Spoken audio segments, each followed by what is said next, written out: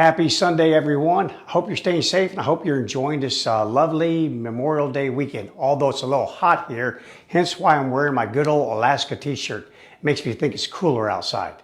Today, I want to talk to you about theory of mind. Theory of mind, the ability to attribute mental states to oneself and to others. Mental states like beliefs, intent, desire, knowledge is uniquely human. And without it, communication is unbalanced or asymmetrical. It also fails to modulate. In other words, you cannot modulate by mental mutual representation.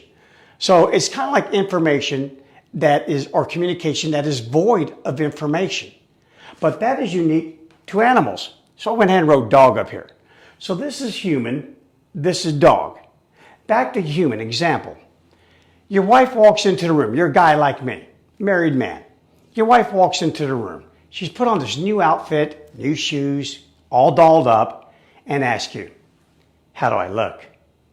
And you reply, fine. And immediately she applies theory of mind to your word fine and rebuts back, just fine. Really, just fine. And now you realize your mistake and you're reading her mind, reading her intent, her desires, her knowledge, her emotions. And you go, oh no, I meant great, great. You look great. Now it's too late. Now she replies back, oh, it's the shoes. You don't like the shoes. And yet you never even looked at the shoes. This is where it can go wrong in a real hurry for humans, in which we project a mental state into other humans. You can look at a human who is standing looking out a window watching snow falling with their arms crossed and ask, is it cold outside? You don't know if it's cold outside. They're just observing the snow. It's no different than someone saying, I smell coffee. And you ask them, would you like a cup?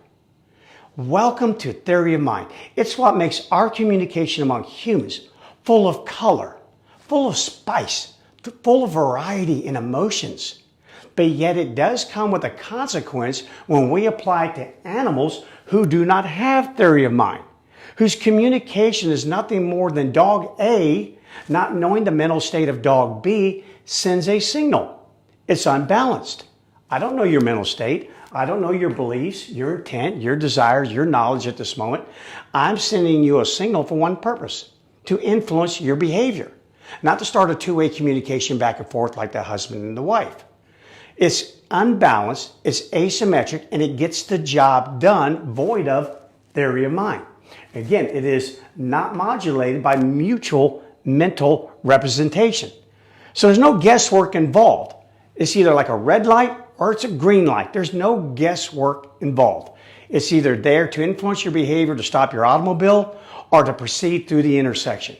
And that's the way dogs operate, and that's really, really, really important, because when we project or attribute theory of mind to our dogs, we can cause imaginary problems to become very real to us. Case in point, recently I've had a lot of clients tell me that their dogs do not like men. Really? How do you know this?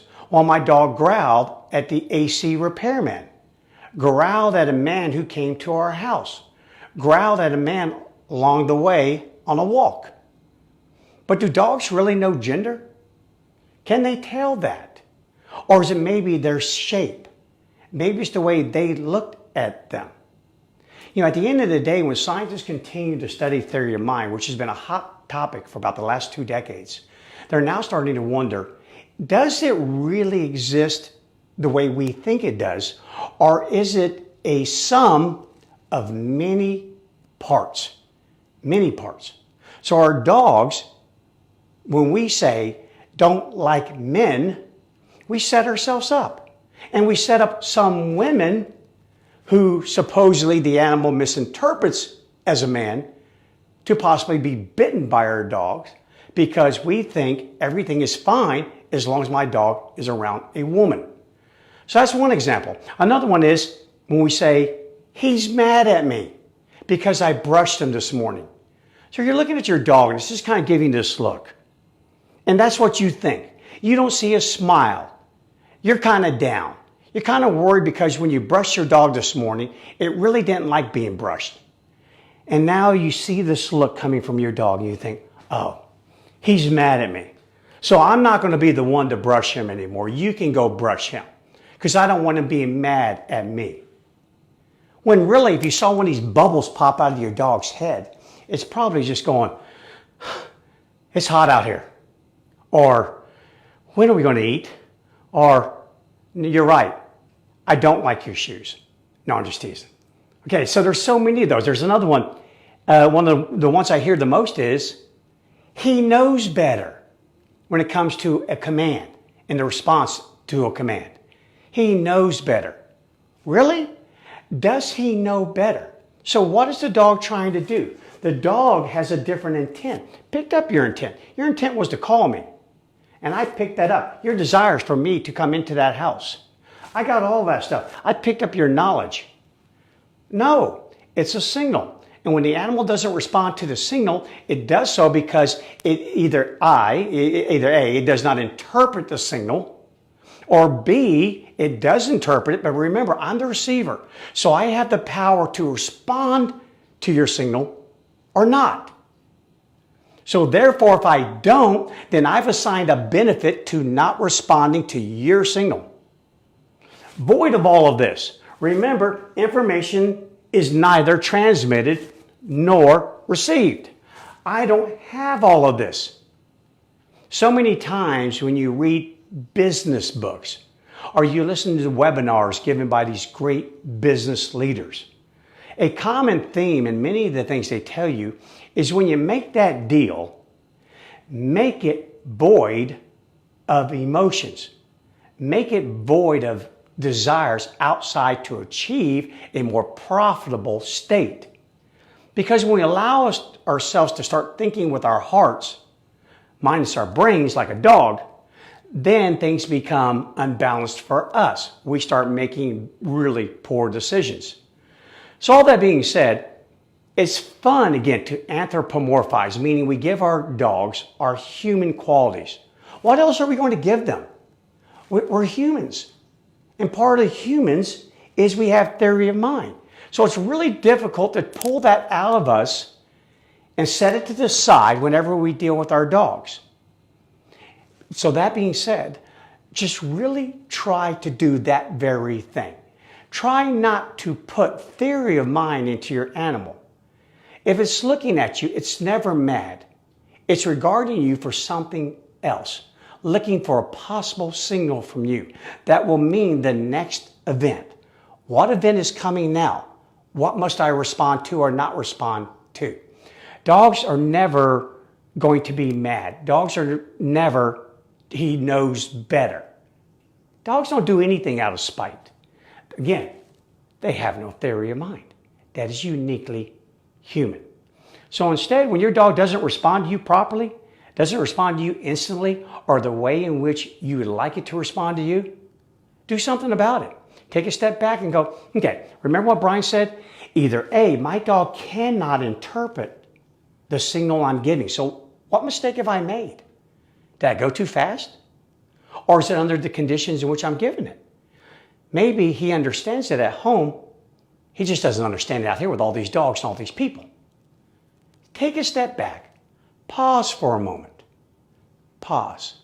Assess where were you? Where are you now? And if you got to go back a little bit to get ahead a little bit, make sure you do. But this whole journey that I'm doing right now, this 365-day journey, is truly about lowering our stress, which then in turn lowers the stress of our dogs. Don't add stress to your plate. Don't make it more difficult owning a dog by giving it something that is uniquely human. Instead, wipe all that stuff out. That's clutter. That's a distractor. And treat your animal the way an animal would treat you back, would signal to you back, communicate to you the same way. Give it a signal if you want to influence its behavior. If you don't care about that, then just give it a pet. give it a rub because it will lower your stress response.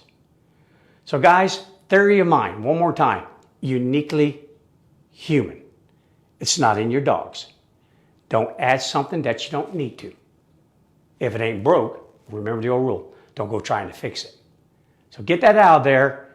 Quit assuming all these things. Quit allowing imaginary problems to become real. For them, it is asymmetrical. Keep that in your mind. And if you do, you're going to be happier and your dog's going to be much happier. And that's the whole idea. All right, guys, hope you got some information from this. Theory of mind back to you. Hope you're smiling back there. Hope you picked up something worthwhile, worth sharing to someone else. If you did, please do so. And if you have a question you'd like to ask of me, send it my way, Bryan with a Y at tamingthewild.com. And enjoy the rest of this Sunday. And I'll see you tomorrow. Take care.